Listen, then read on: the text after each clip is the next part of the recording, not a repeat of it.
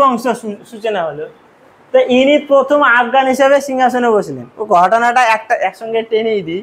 তো ইনি যে কাজটা প্রথম করেছিলেন বহুলুল লোদি, সেই কাজটা হচ্ছে ওই হামিদ খান আর হামিদ খানের সাহায্যকারী সব কটাকে একদম কালকোঠরি বোঝা তো, অন্ধকার ঘরে ভরে দেওয়া, সারা জীবনের মতো ওখানে ভরে দিয়েছে। সিংহাসনে বসে বসে ফার্স্ট কাজ হচ্ছে কালকোঠরিতে ভরে দেওয়া। যে ষড়যন্ত্রকারী একটাই জেল দেখেছো তুমি? টিভিতে দেখেছো? কালকোঠরি আলাদা জিনিস। জেলের একই রকম থাকে না ঘরগুলো, অনেক রকমের ঘর থাকে। একটা এরকম সিম্পল জেল থাকে ধরো, আর একটা যারা গুরুতর অপরাধের জন্য অপরাধী তাদের জন্য আলাদা ঘর।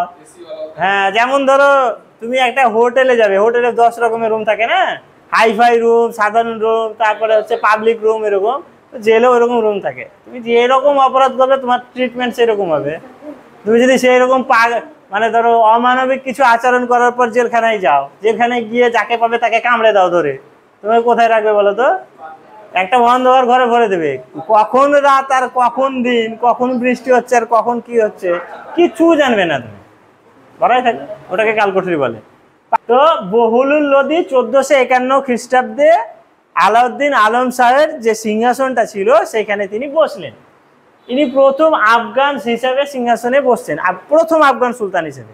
মানে এতদিন পর্যন্ত যে সুলতানি শাসন 1206 খ্রিস্টাব্দে শুরু হয়েছিল, সেই সুলতানি শাসনটা ছিল মানে কেউ বসেননি। প্রথম আফগান হিসেবে একজন জাতিতে আফগান হিসেবে একজন সিংহাসনে বসলেন, সুলতান হলেন, তিনি হচ্ছেন বহুলুল লোদি, প্রথম আফগান সুলতান।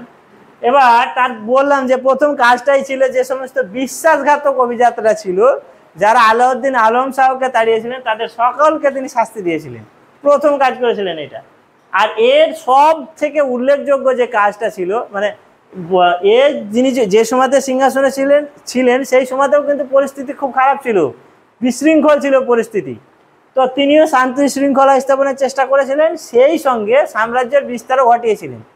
কারণ সাম্রাজ্য পরিচালনা করতে বা মানে টাকার দরকার, সাম্রাজ্য বিস্তার ঘটবে তবেই না বেশি রাজস্ব আসবে। তো সেই কারণে তিনি সাম্রাজ্যের বিস্তার ঘটাচ্ছিলেন। তার মধ্যে সব থেকে বিখ্যাত যে কাজটা তিনি করেছিলেন সেটা ছিল জৌনপুর জয়। এটা একটা বড় অঞ্চল ছিল, এই জৌনপুর থেকে অনেক মানে রাজস্ব আদায় হতো আর কি। এরকম রাজস্বটা তিনি মানে এইরকম প্রদেশটা তিনি জয় করেছিলেন। আর একটা হচ্ছে একটা মুদ্রার প্রচলন করেছিলেন। এই প্রশ্নটা পরীক্ষায় খুব আসে, বহুলুলি মুদ্রার প্রচলন কে করেছিলেন? বহুলুল লোদি। সম্ভবত মুদ্রার আকারটা চৌকাকার আর কি, 4 কোনা, বুঝো তো, গোল হয় মুদ্রা। এইটা সম্ভবত 4 কোনা, মানে আমার কোথাও যেন পড়েছি।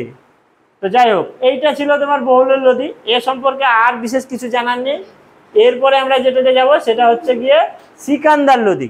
বহুলুল লোদির পরে যিনি সিংহাসনে বসছেন তার নাম হচ্ছে সিকান্দার লোদি। সিকান্দার লোদির আসল নাম কি? নিজাম খান। এবার একটা জিনিস জেনে রাখো, ফিরোজ শাহ তুগলক পর্যন্ত একজন বিখ্যাত মানে সুলতান ছিলেন। তারপর থেকে এতদিন পর্যন্ত যতজন সুলতান সিংহাসনে বসেছেন তার মধ্যে সব থেকে গুরুত্বপূর্ণ, বিখ্যাত, উল্লেখযোগ্য ব্যক্তি ছিলেন এই সিকান্দার লোদি। মানে সব থেকে সক্ষম বলো, তারপরে বলিষ্ঠ নেতৃত্ব, সমস্ত কিছু দিক থেকে ইনি বিখ্যাত ছিলেন। তবে এর যথেষ্ট বদনামও আছে। ধর্মীয় নীতিটা ছিল এর একদম সংকীর্ণ। মানে ঔরঙ্গজেবের নাম আমরা অনেক শুনি, যে অনেক জায়গায় বলা হয়, ইনি ঔরঙ্গজেবের থেকেও একটু বাড়িয়া ছিলেন। মানে এতটা মানে সংকীর্ণ মনে ছিলেন আর কি ধর্মীয় দিক থেকে। যাই হোক, এর বিভিন্ন উল্লেখযোগ্য কাজ আছে। তার মধ্যে প্রথম কাজ যেটা মানে বিখ্যাত কাজ যেটা, সেটা হচ্ছে 1504 কিংবা 4 থেকে শুরু হয়েছিল, 5 খ্রিস্টাব্দে শেষ হয়েছিল। তো সেই জন্য দেখবে যদি 1505 কোথাও থাকে অপশানে পরীক্ষায় সেটাও ঠিক, 1504 যদি থাকে অপশানে সেটাও ঠিক। এইটা মোস্ট ইম্পর্টেন্ট কোশ্চেন, যে আগ্রাতে রাজধানী কে মানে স্থাপন করেছিলেন? এতদিন পর্যন্ত রাজধানী কোথায় ছিল সুলতানদের? দিল্লি। এবার ইনি কোথায় করলেন? আগ্রা। আবার দিল্লিতে নিয়ে গেছিলেন একজন সম্রাট, তার নাম কি বলতো? শাহজাহান। আগ্রা থেকে দিল্লিতে রাজধানী কে স্থানান্তর করেছিলেন? শাহজাহান করেছিলেন। শাহজাহানাবাদ নাম দিয়েছিলেন দিল্লিটা, ওখানে নিয়ে গেছিলেন।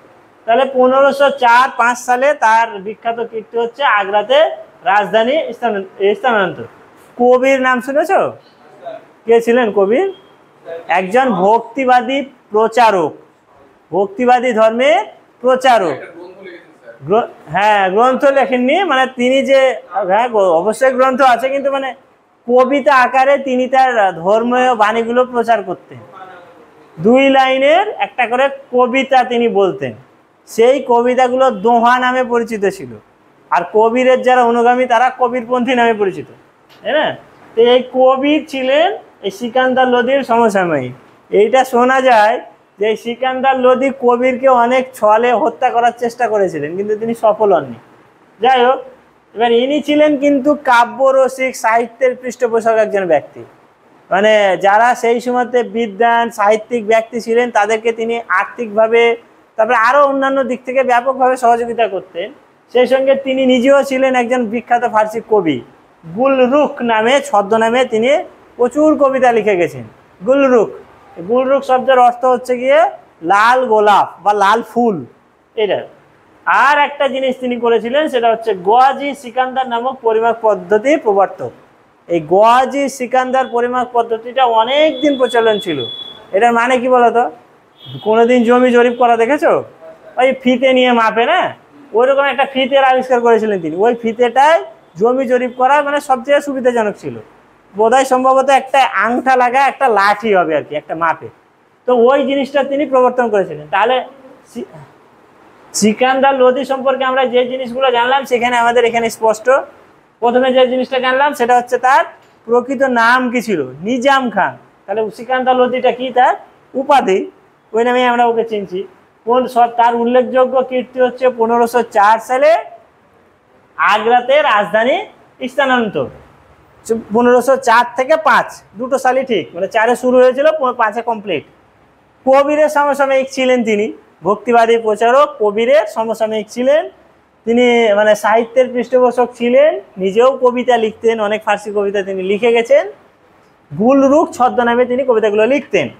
আর একটা জিনিস তার বিখ্যাত কীর্তি হচ্ছে গোয়াজি সিকান্দার নামক পরিমাপ পদ্ধতি তিনি ছিলেন প্রবর্তক। এবার ইব্রাহিম লোদি, এর সম্পর্কে বিশেষ কিছু নেই। ইব্রাহিম লোদি এবার সিংহাসনে বসলেন, বসার পর সেই সময়তে আমির ও মহরাহরা মানে তাকে চেপে ধরলো আর কি, মানে মানে উপযুক্ত যে সম্মান সুলতানের পাওয়া উচিত সেইটুকু যখন দিচ্ছিল না, সেই সময় ইনি আমির ওমরাহদেরকে কঠোর হাতে দমন করতে শুরু করলেন।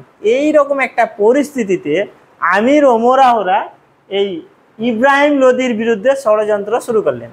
আচ্ছা, আমির ওমরাহ অনেকবার বলছি আমি, বুঝতে পারছো তো? আমির ওমরাহ মানে কি? অভিজাত যারা, হ্যাঁ, বড় যারা মন্ত্রী, রাজার পরে যাদের স্থান, রাজদরবারে যারা বসে থাকে বিভিন্ন ডিসিশন নেই, তাদের কথা বলছি আমি। যাই হোক, তো ওই সমস্ত আমির ওমরাহরা এর বিরুদ্ধে ষড়যন্ত্র শুরু করলো। কীরকম ষড়যন্ত্র দেখো, মানে তাকে সিংহাসন থেকে উৎখাত করার জন্য ষড়যন্ত্র শুরু করলো। তাদের নেতা আর কি দৌলত খাঁ লোদি, ইনি ছিলেন গুজরাটের শাসক। দৌলত খাঁ লোদি গুজরাটের শাসক দৌলত খাঁ লোদি, আর এই ইব্রাহিম লোদির পিতৃব্য, মানে সম্ভবত জেঠু, তাই না, বড় বাবা আর কি।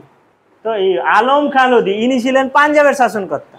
তার মানে হচ্ছে গুজরাটের শাসনকর্তা দৌলত খাঁ লোদি আর আলম খাঁ লোদি তার পিতৃব্য, দুজনে মিলে বাবরকে ভারত আক্রমণের জন্য আমন্ত্রণ জানালেন। মানে ব্যাপারটা কি বলতো? তুমি যে পুকুরে স্নান করছি, আমিও করছি, তুমিও করছো, তোমাকে যাতে কুমিরে খায় বলে আমি একটা সমুদ্র থেকে খাল কেটে একটা কুমিরকে আসার ব্যবস্থা করলাম। একে এসে কুমিরে খেয়ে নেবে, আমার খুব মজা লাগবে। কুমিরে চেনে নাকি এই যে কোনটাকে, এরকমই কাণ্ড হয়েছিল, আমরা পরে দেখতে পাবো। শেষ পর্যন্ত বাবর এদের আমন্ত্রণে সাড়া দিয়ে ভারত আক্রমণ করে বসলেন। 1526 সালের পানিপথের প্রান্তরে একটা বিরাট যুদ্ধ বাঁধল, তার মধ্যে বাবরের সঙ্গে ইব্রাহিম লোদি। মারাত্মক যুদ্ধ। এই যুদ্ধ কোনোদিন ভারতবাসী আগে চোখে দেখেন। কেন বলতো?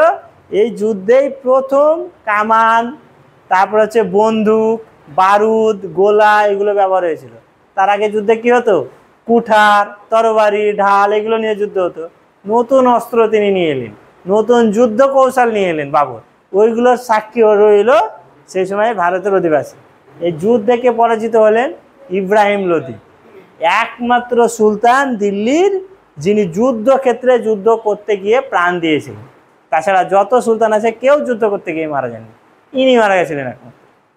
বুঝা গেল? আর ভারতে একটা নতুন সাম্রাজ্যের সূচনা হলো, নতুন বংশের সূচনা হলো, সেটা হচ্ছে মুঘল বংশ।